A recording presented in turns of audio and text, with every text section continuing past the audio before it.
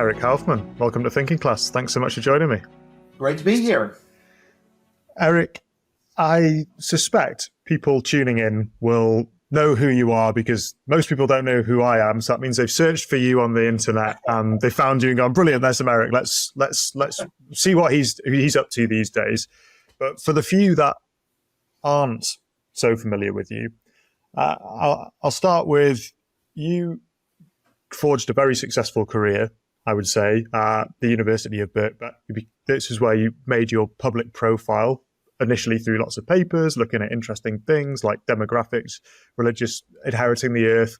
And then you finished off, I suppose, or one of the final things you ended up doing at Birkbeck was, or independently of it, was producing a book called Whiteshift, which shot you to, I would say, public prominence. And it's certainly where I learned of you. And it was a really interesting book. And then you ended up moving and you ended up at the University of Buckingham. So how did you and why did you end up moving from an organization where you had effectively created your career, your public profile, to the University of Buckingham? What happened there? Yeah, I mean, well, so first of all, to say that I was at Birkbeck for 20 years. And, you know, I think we were just talking before the show that, you know, I'd always leaned kind of culturally to the right, not on every issue, but on certain issues. And I'd always kept that to myself, and it became a habit. I just never even thought about it because academia is a very left-wing, particularly culturally very left-wing place in the social sciences and humanities, especially where I was. But, you know, I had been a full professor since 2011 at Birkbeck. And by the time we get to like 2017, 2018, you know, you've got the rise of populism. I was feeling a lot more secure in a way. And I just sort of decided, well, you know what, we're just going to sort of nail our colors to the mast a little bit, not in any unprofessional way. Now, what I'd say is that the book Whiteshift itself really isn't what landed me in any hot water, because a lot of social justice activists, I mean, almost all of them never read, and certainly not a book. They'll read a tweet, but not a book. What happens in this case is that I had, you know, become more active on social media, on Twitter, since about 2016. And it was really like around 2018 that the first offense archaeologists were sort of trying to rummage back and find anything. They didn't really find anything, but they were trying to spin up tweets that they thought were offside. Basically anything critical of the social justice movement, be that Black Lives Matter, LGBTQ. So, for example, Justin Trudeau, I'm Canadian, and Trudeau, who, you know, made this speech and he couldn't pronounce LGBTQ. I can't pronounce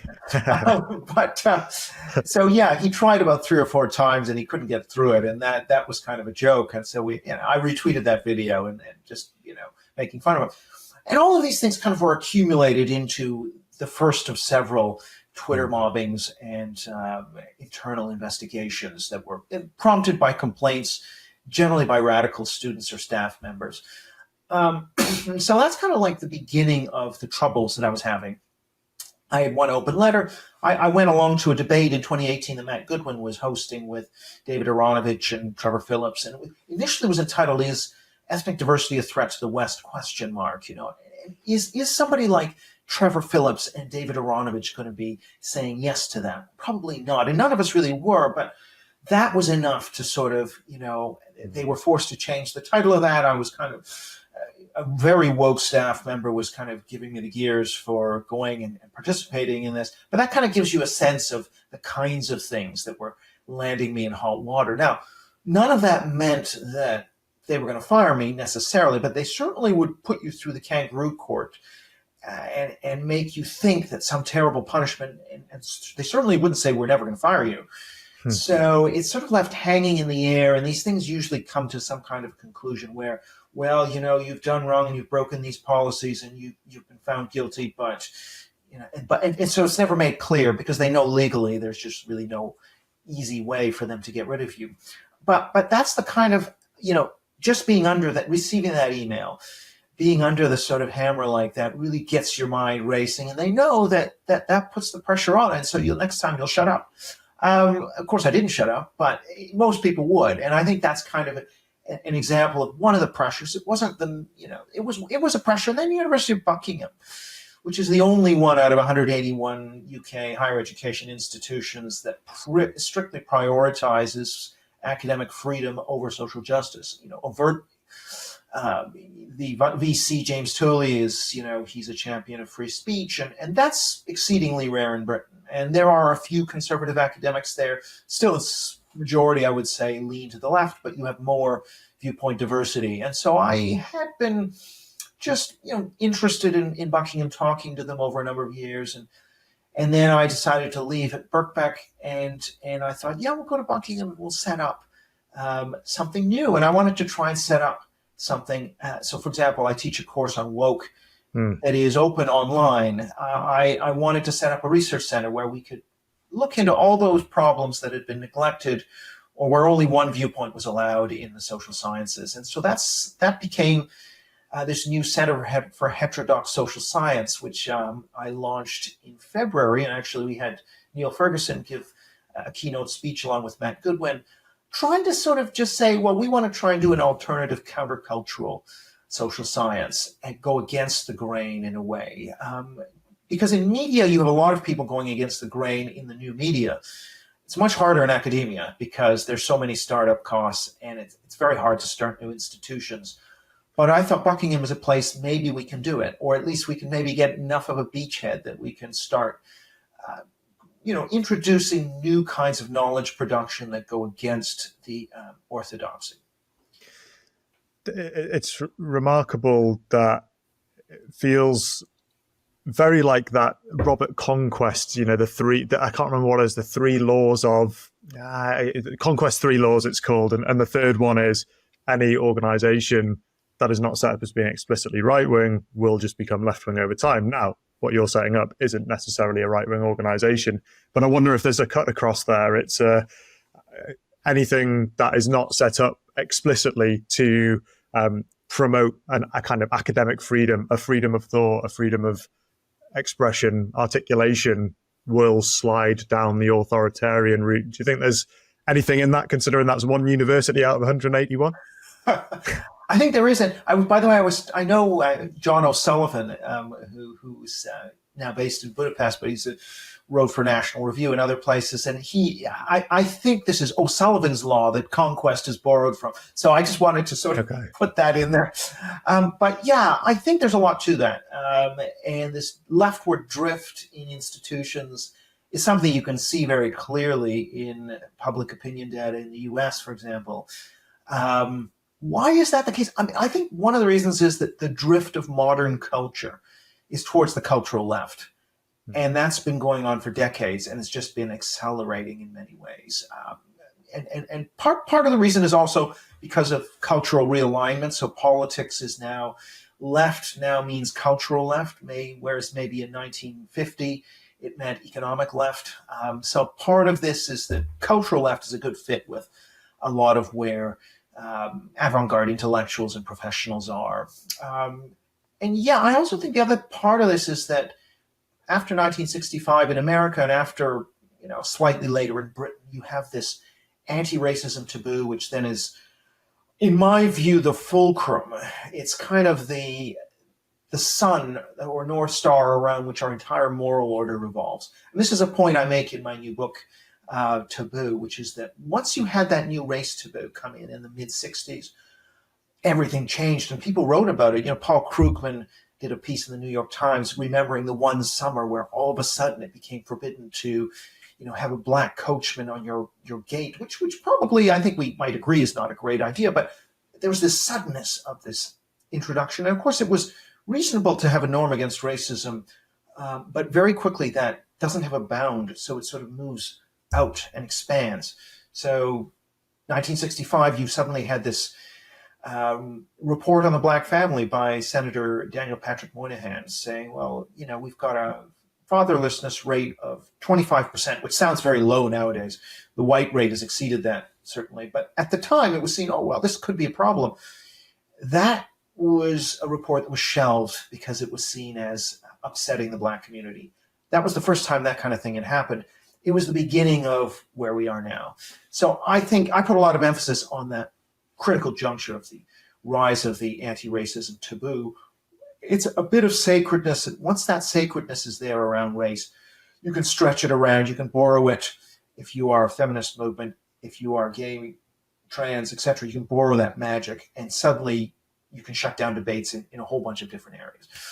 So yeah, I put a lot of emphasis on that as a key development. And that's one of the reasons why I also don't think that what we're living through is so dramatically new. It's just that the scale has expanded.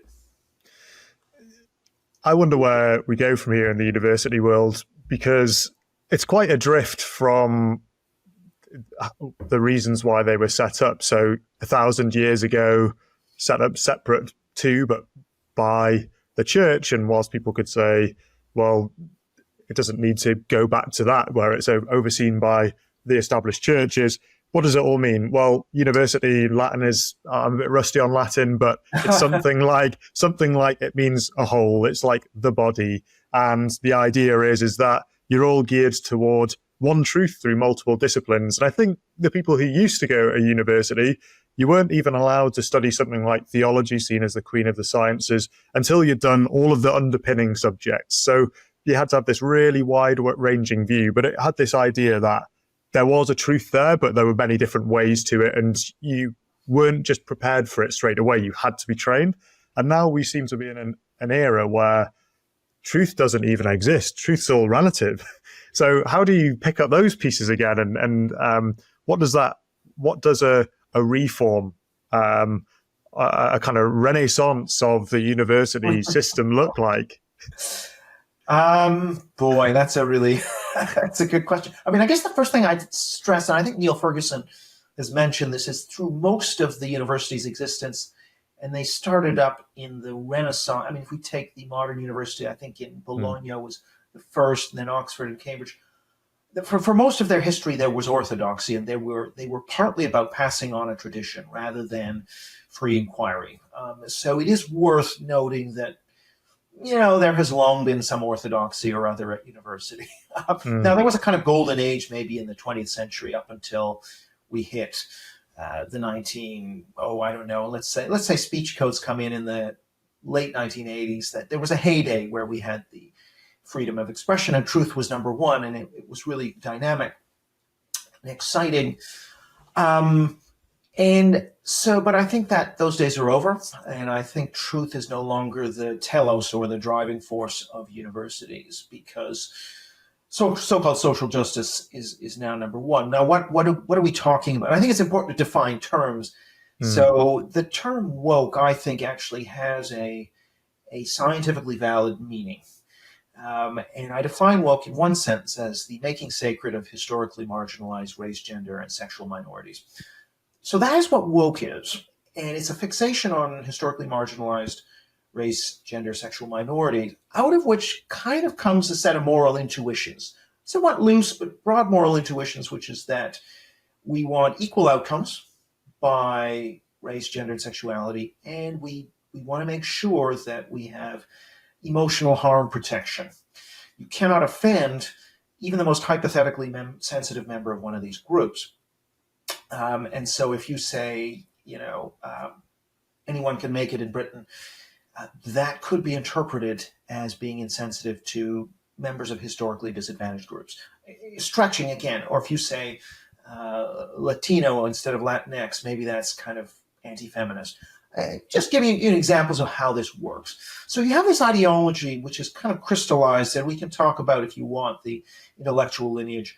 Really comes together in the late 60s. Actually, it was already pretty much in place in the late 60s. It's just that it hadn't scaled in the way that it has now, and it certainly hadn't left the campus in as strong a way as it has now. It had actually left the campus in a few spots, and maybe the Greater London Council in the mid-1980s was an example. Radical school boards, Toronto, New York, San Francisco, it was already there, but it didn't have that kind of ubiquitous penetration that it's achieved. So we have this ideology which is, number one, about equal outcomes and emotional harm protection. If you pursue truths that violate any one of those tenets, any one of those two tenets, then the truth has to be suppressed.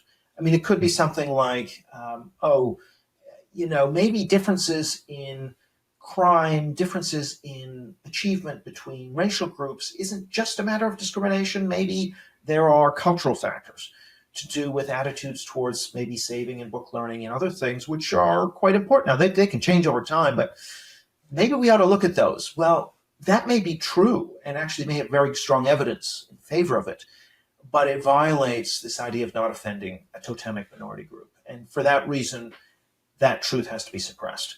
And then we can go to other areas. I mean, we can talk about gender-affirming care, so-called puberty blockers. Always, we must affirm that they are a successful way to improve people's well-being. Well, yeah, but the data isn't there. Are you sure you want to go ahead with this?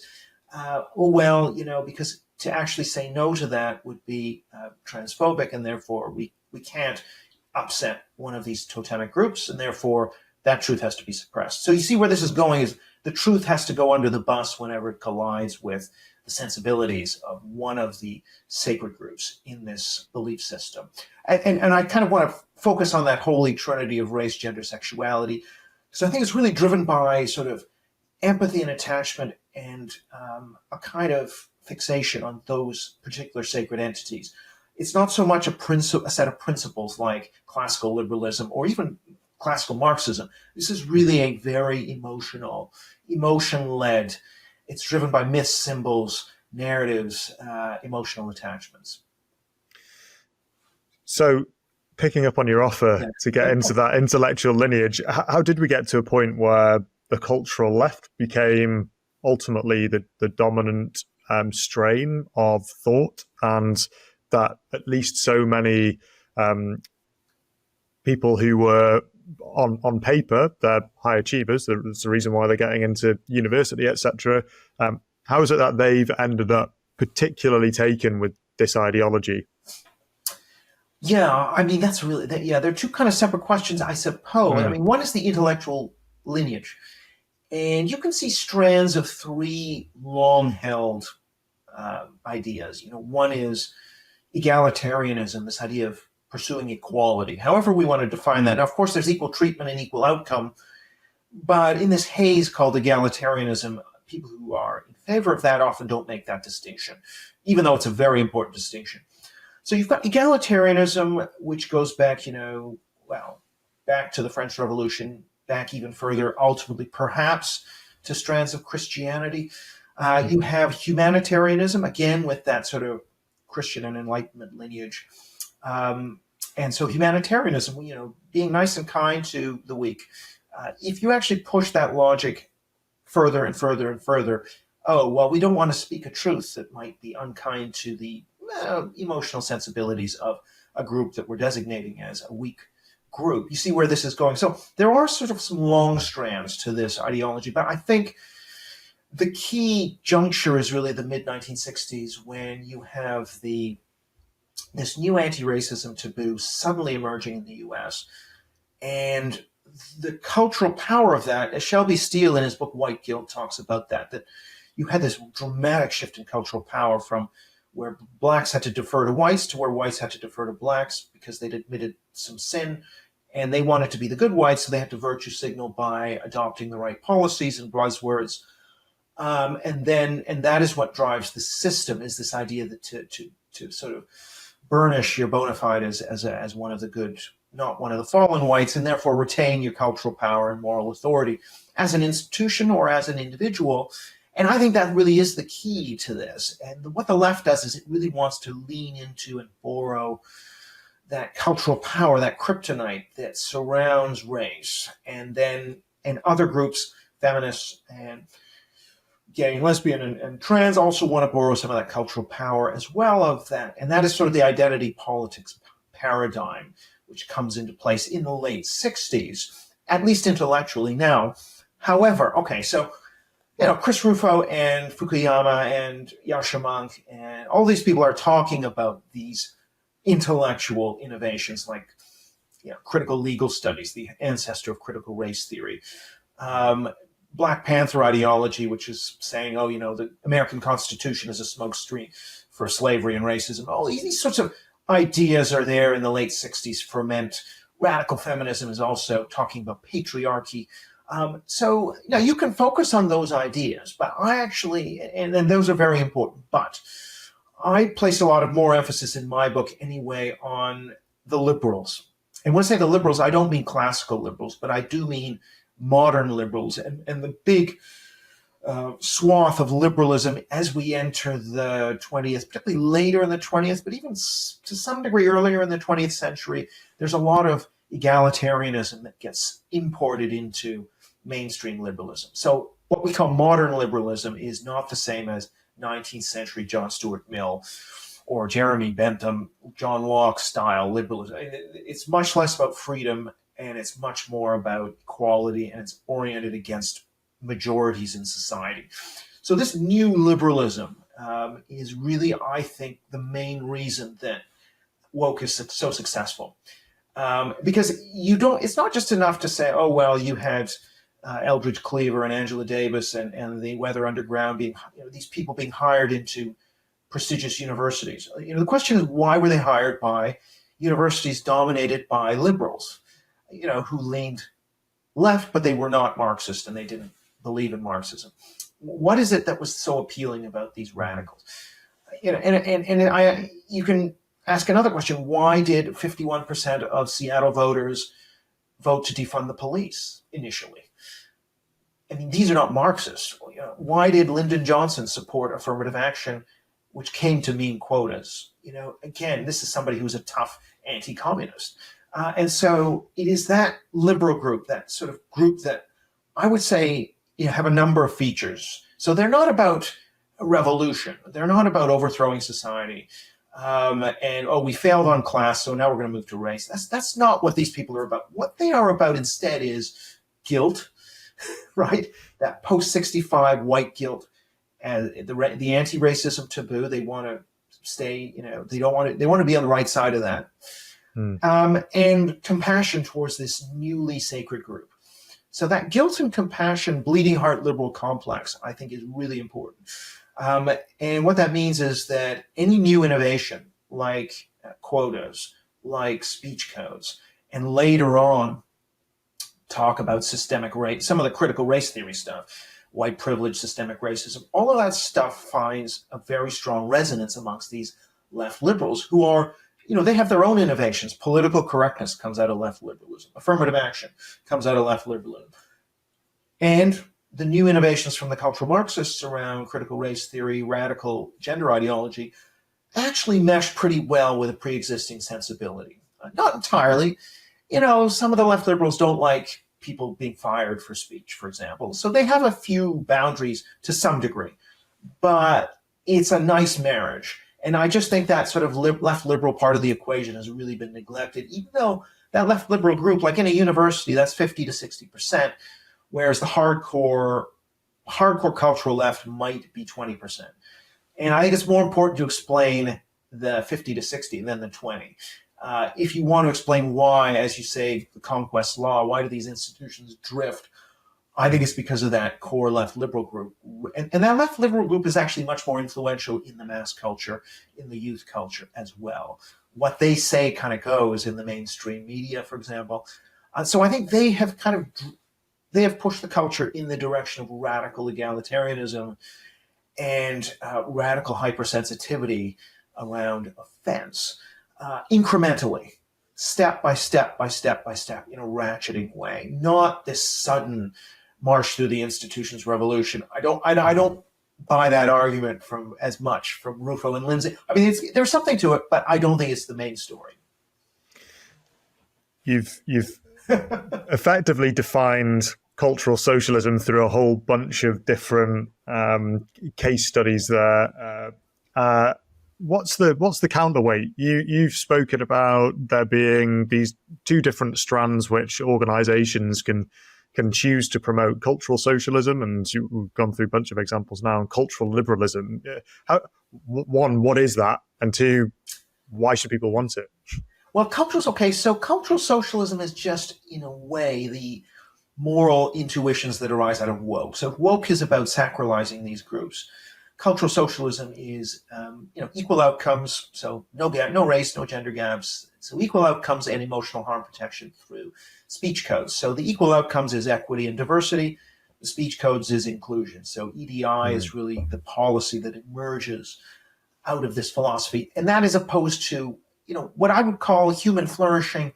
Now, I've talked about two strands to this human flourishing ideology, which I'd say is, or cultural wealth ideology, which is different from cultural socialism. Very similar to the way we think about economic socialism as something that makes an economy stagnate. So you have a command and control, or even a very high tax economy will have very low rates of economic growth, but will be more equal. You have economic socialism versus economic freedom or economic wealth. Similarly, I think if you go cultural socialism, then you also strangle the cultural wealth production of a society. And you can just see that very clearly if an author wants to write from the perspective of a young black man and they're white, if they want to play a black person in a stage production, that you can clearly see where that's out of bounds. So that's going to restrict the creativity of a society. All kinds of forms of expression are frowned upon, and people have to sort of mind their P's and Q's more.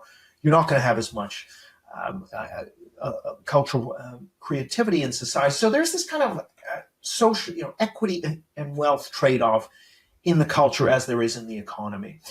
And there's two strands to that human flourishing or cultural wealth perspective. One is this cultural liberalism, which is freedom of speech, scientific truth, objective truth, due process, equal treatment. That's the Enlightenment classical liberalism that's in trouble because it goes against a number of things. It goes against this idea of equal outcomes, and it goes against the idea of not offending any one of the totemic groups if you speak a truth that they don't want to hear, or that the most sensitive member amongst them doesn't want to hear.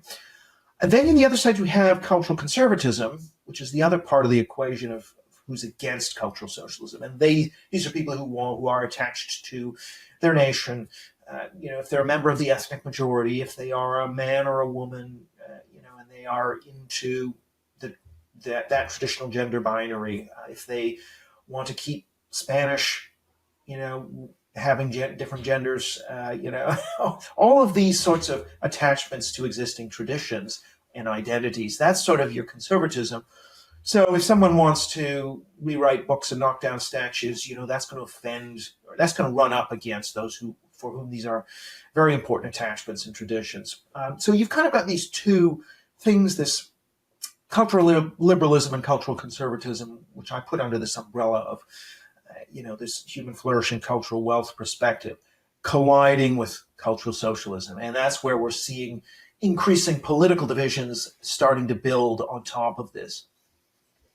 The political divisions seem to be happening within those who've typically been on the side of cultural socialism. So looking at Subsakistan, of which I am part of, I've noticed a few proponents of DEI writing articles following what we've seen at the Ivy League universities, Claudine Gay, and the testimony in front of Congress, and people going, maybe DEI has this ideological baggage, which is having these negative effects on people. And so they're basically asking the question, DEI ought to be reformed, or should they say they're proposing that DEI needs to be reformed because it's picked up some bad traits.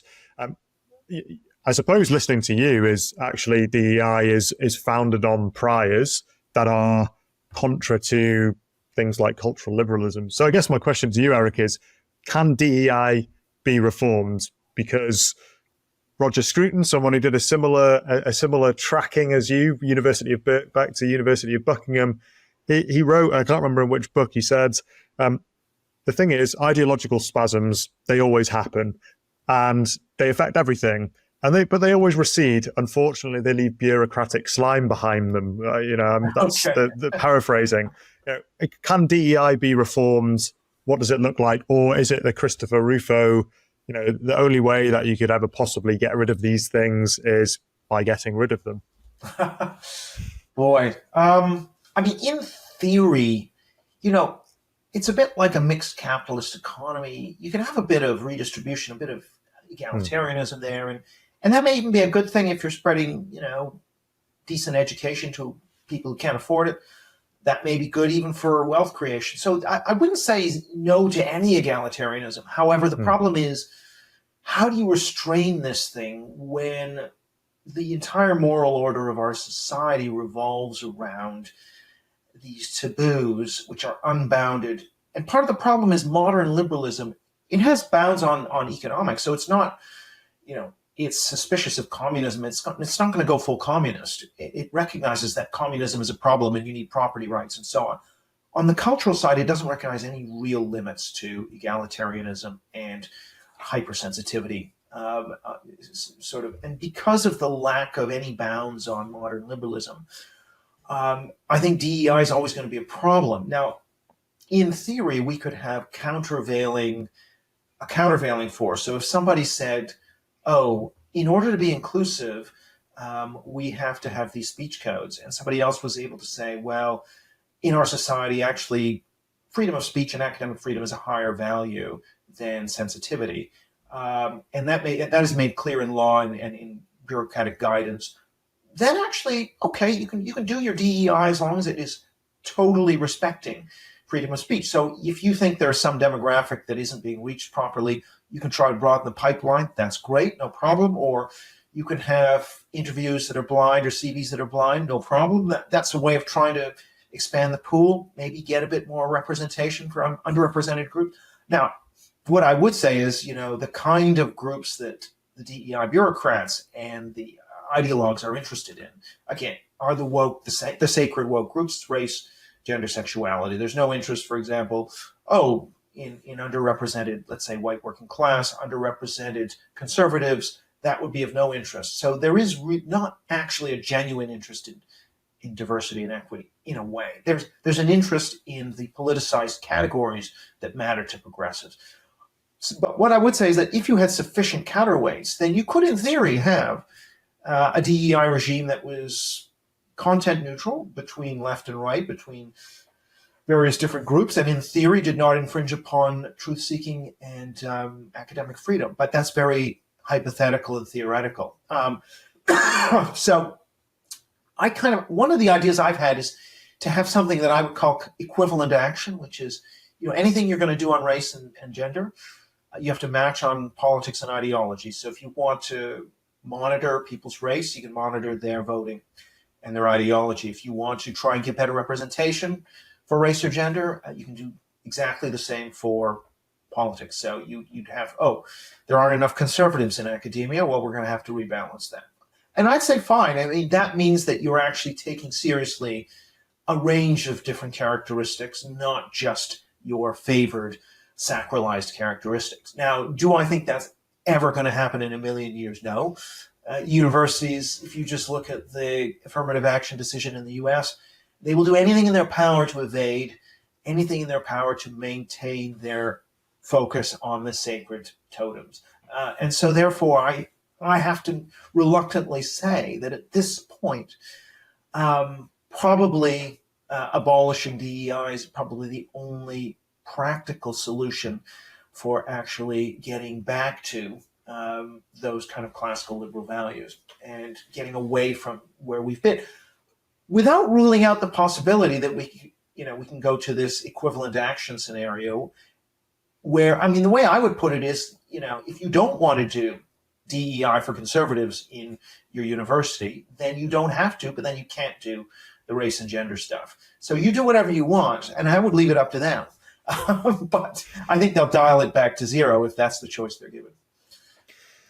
We mentioned the congressional hearings with the Ivy League presidents and CEOs in the wake of October 7th earlier, and brief recap of that is ultimately most of them ended up falling on their swords in some way or another. The press of all sides jumped on them for what they saw as inadequate responses to how they were dealing with rising incidents of anti-Semitism and physical threats being made to Jewish students on campus. And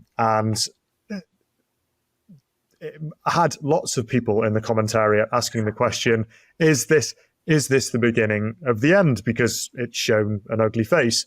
And people have said, well, perhaps we've reached an inflection point now, and it's on its way out. What do you think? Do you think cultural socialism is and DEI and all of that worldview is here to stay? Do you expect there to be a rollback? I don't expect much of a rollback, actually. So I would say the peak woke hypothesis, yes, it's true. We have reached peak woke, and I think we've drifted down on a number of different indicators. You know, the Foundation for Individual Rights and Expression has a sort of index of professors that are targeted for firing, and it has an index of no platforming. Now, the no platforming stuff is back up high and around this question of Israel-Palestine, but I think the firing numbers have gone down, and I think in terms of the media's fixation on things like white privilege and white supremacy has also gone down. We'll see what happens once Trump is running and looks likely to get the presidency again, but at least for now, there seems to have been a peak of just, you know, the sort of racial reckoning, George Floyd period. 2020, 21 was kind of the peak. It then came down. 2022, 2023. Now, where it's going to go next, I don't know. But what I would say is this. You might have older senior New York Times liberals who still have power over the New York Times, moderating and saying, actually, you know what, we need to have an editorial against cancel culture. We need to sort of allow people to express support for the Cass review and criticism of EDI and gender ideology. So I would say those sort of senior established left liberals have rode back a little bit and, you know, cut back on DEI in the major corporations. All of that's true and it's happened, and there's a big but. The reason that I am not optimistic is there's a huge age skew in all this data, that the Zoomers and millennials are twice as intolerant, especially if we take left-wing Zoomers and millennials and we compare them to left-wing boomers. They're twice as intolerant on speech. And that's a trend which you can track back in the data. It's not because of age. So an 18-year-old in 2000 was just a lot more pro-free speech than an 18-year-old in 2016. It's not about their age. And what I think is going to happen is as they become the median voter, the median CEO, they are going to change our culture in a very dramatic way. So yes, there is a small victory that has been won, and there's criticism from Fareed Zakaria of CNN, you know, about DEI. There's all this stuff that's occurring at the elite level in the mainstream institutions, but that's the top layer of senior people, and it's the young staffers and their beliefs that I'm really worried about. Well, yeah, the big question then is, will it filter down? Will those people even look to those senior elites as worthwhile role models? Will they change their views? I don't know what to take from all this, Eric, other than hope I'm retired by the time they're running the institutions that I'm in, because I'm not too sure things are looking too favourable for me at the moment. Maybe we all just need to find a little readout like you have over at the University of Buckingham. Earlier in my life, I mean, I've taken the typical arc, I suppose, with regards to my outlook on the world. People often talk about how you start off a lot more left-wing and you become a bit more conservative the older that you grow. And I certainly remember earlier in my life, I was prone to the kind of cultural socialist thinking, which I think was probably just starting to come of age. And I remember feeling at that point I was quite defeatist. There's various things going on in my life. I'd left school under a cloud, no A-levels. I felt a little bit resentful of the world and the people in it, I suppose. And I distinctly remember having a conversation with a colleague in a warehouse in the Arndale Centre in Manchester, where I was working in this retail company. And I was just so angry at everything at that point. And I remember saying we needed a revolution. And he said, yeah, I agree. But really what it was I kind of hated the station that I had in life. You know, I felt like I was doing not that interesting things. I made a bunch of bad decisions and I was repeating those. And also there was a whole bunch of other things. I felt like I had no community. You know, I wasn't really formed by any strong cultural norms myself. And I suppose many people brought up by boomers who've cut themselves away from the traditional things in the past. More rebellious spirit was there. And so I kind of had all these things going on, and it persisted for a few years until mid-20s. I kind of picked myself up by my bootstraps. I realized that having made a couple of missteps, that there's no one coming to save me.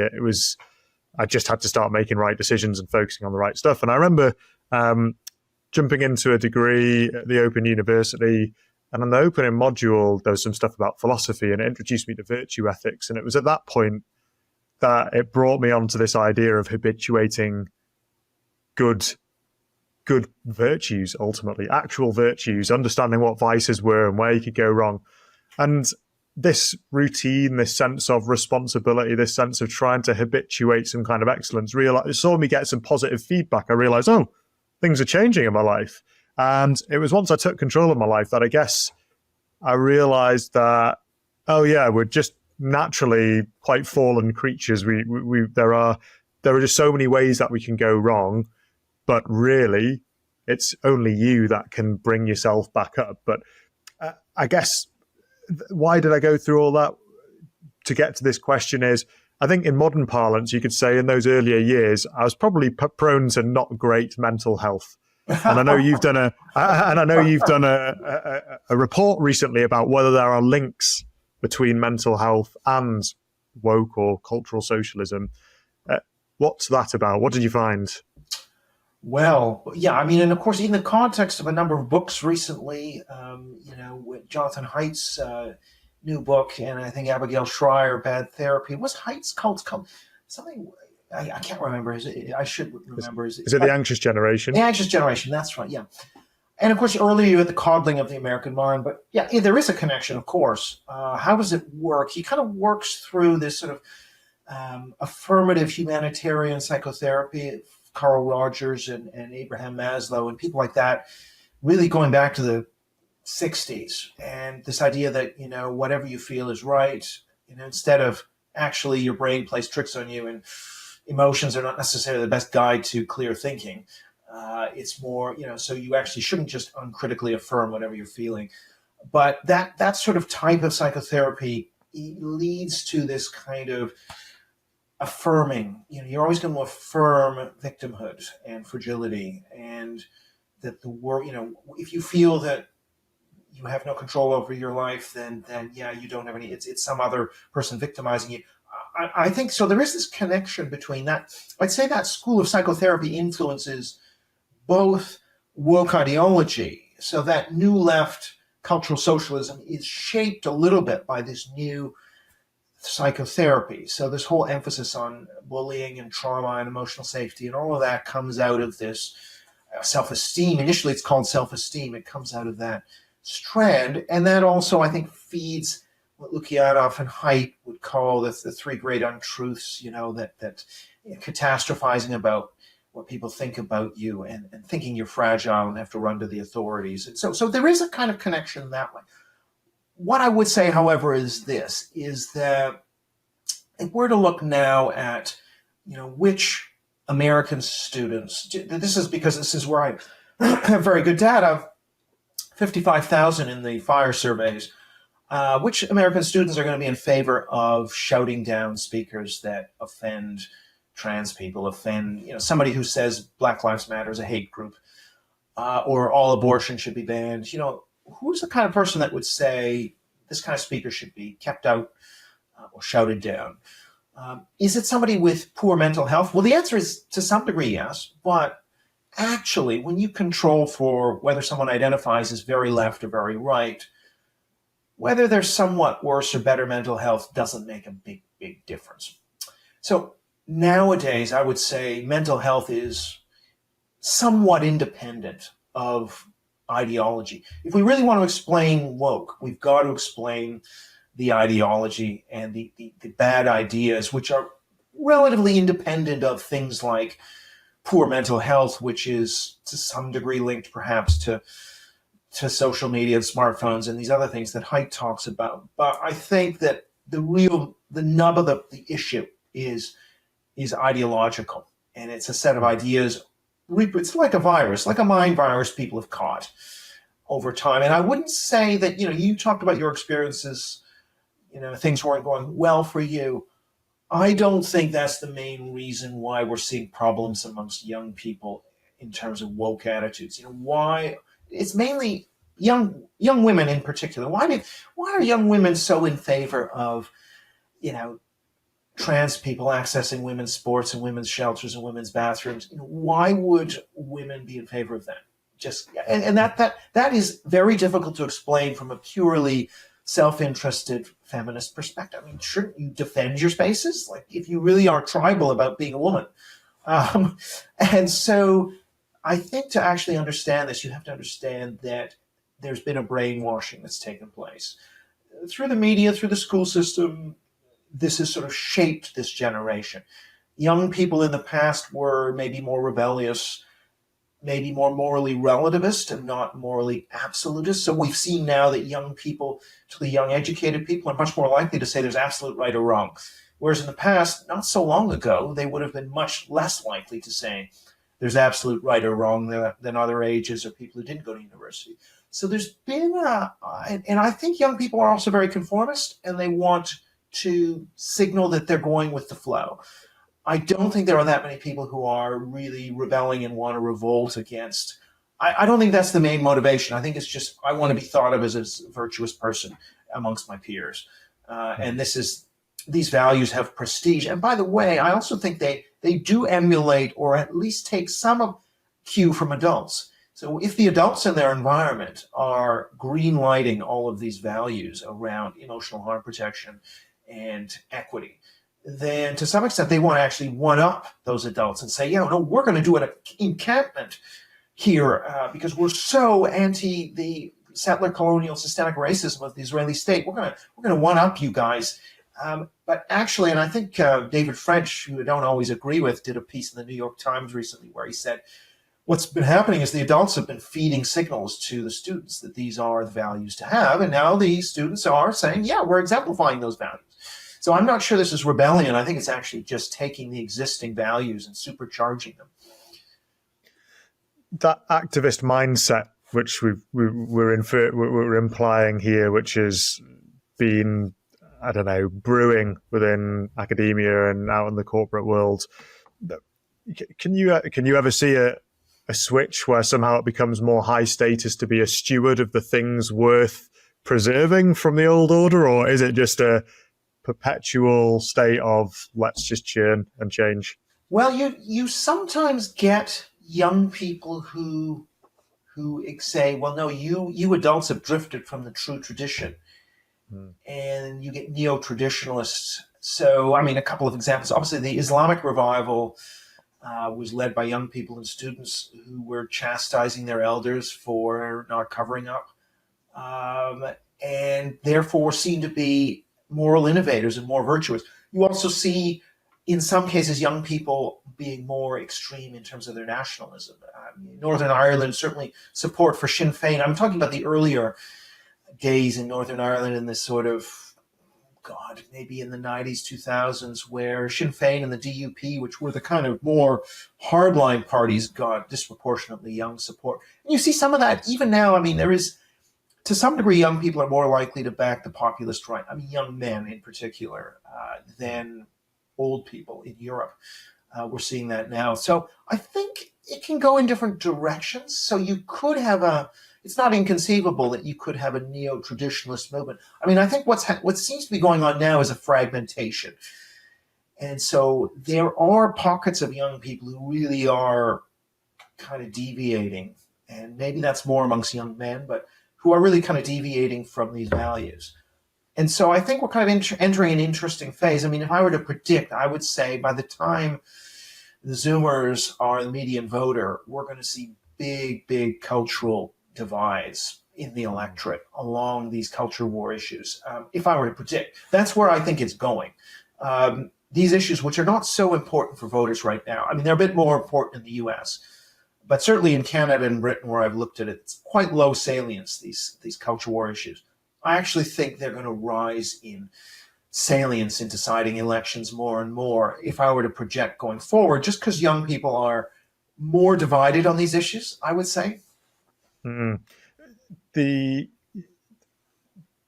So you're a scholar of national populism as well. And some of the things we've spoken about today with regards to institutional drift towards the cultural left, it's clearly something that irks most people who would be categorized as populists, whether it's in the UK, the US, or across Europe, where they look at their institutions and say, you've moved away from sense, and I don't really recognize this within my country or the reality that it is that you're putting toward me.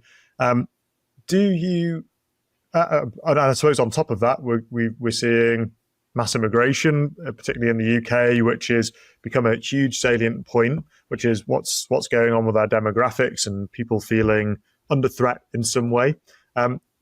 Putting all of these things together and including that Gen Z potential divergence when they get older, do the populists ever cut through? What does it look like? Do you think cultural left here to stay, or does that pendulum swing back at some point?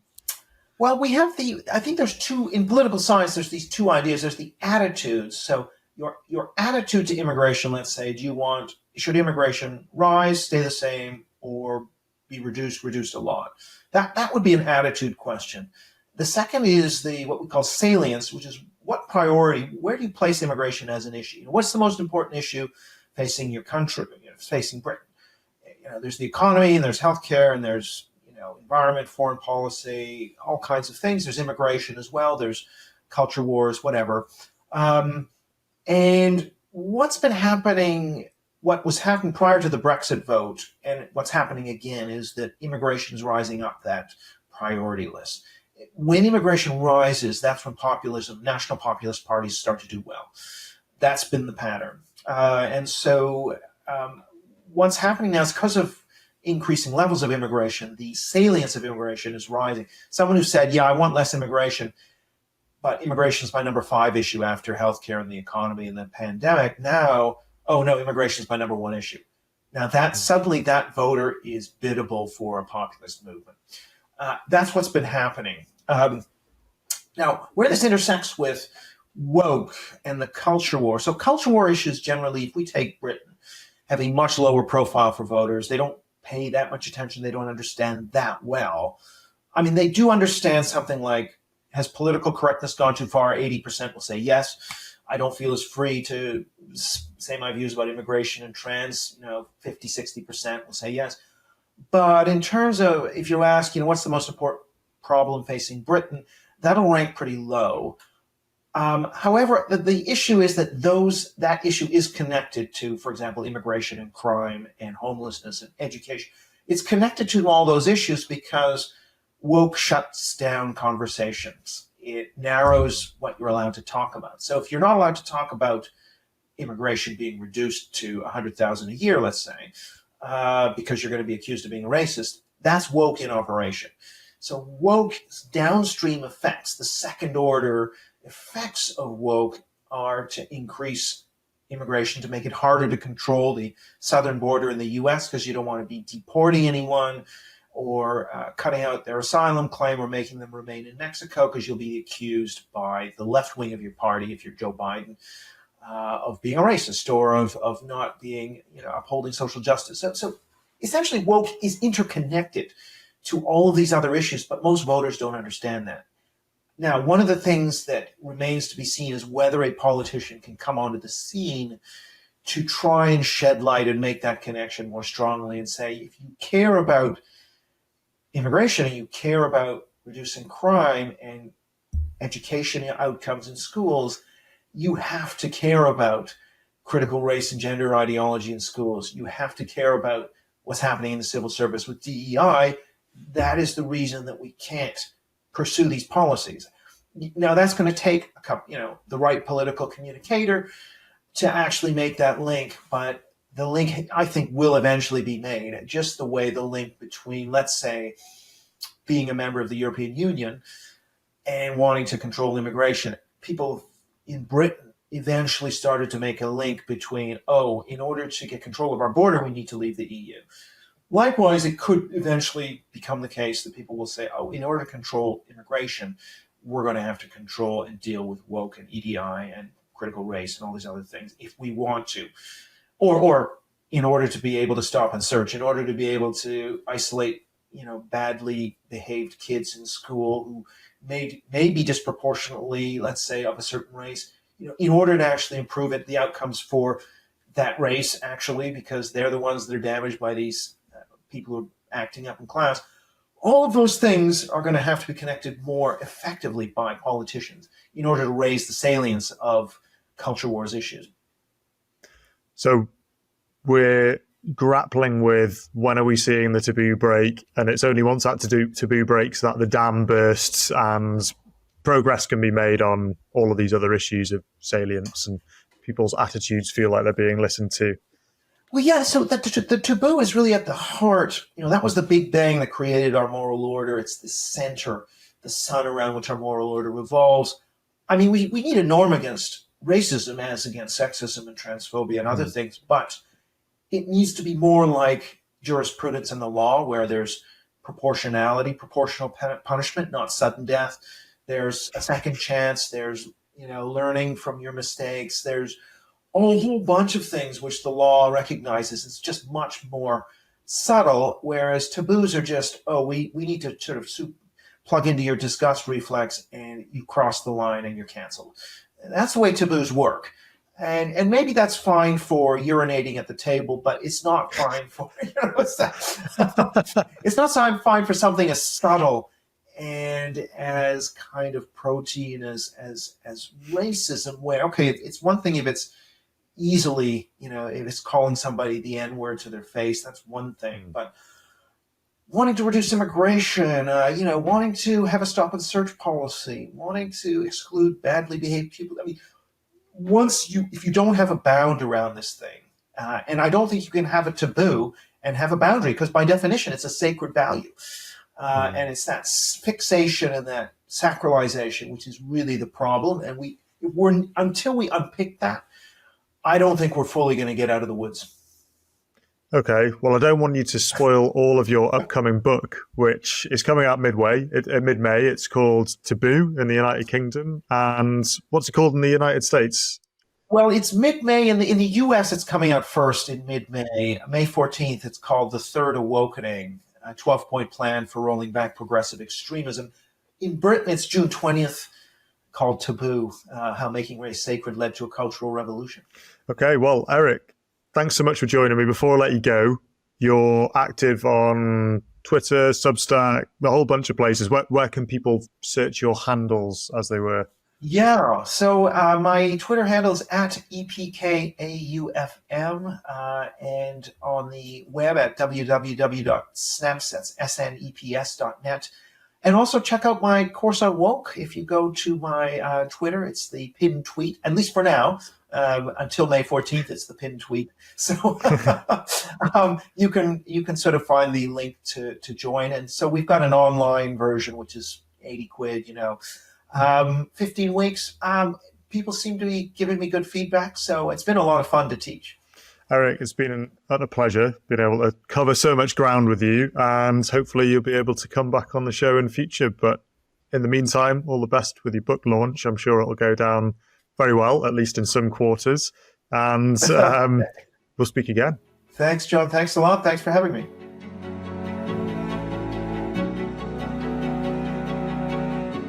To keep up to date with all that I am doing, please subscribe to the Thinking Class YouTube channel at Thinking Class and follow me on X at Thinking Classes. Thinking Class seeks to understand the civilizational issues we face and why what our leaders do in response matters. Here, I seek to explore the ideas, values, and culture that made our civilization, those that are unmaking it, and how leaders at our public and private institutions should respond. Engage with me on YouTube or X, or write to me at thinkingclasspod@gmail.com to tell me who you want me to speak to and what topics are important to you. I look forward to seeing you there and for joining me on this journey.